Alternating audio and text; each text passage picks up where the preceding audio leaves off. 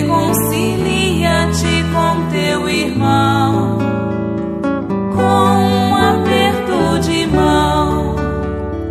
Se desejas a união de todos os povos em paz, em comunhão, ensina hoje a criança o bem que o amor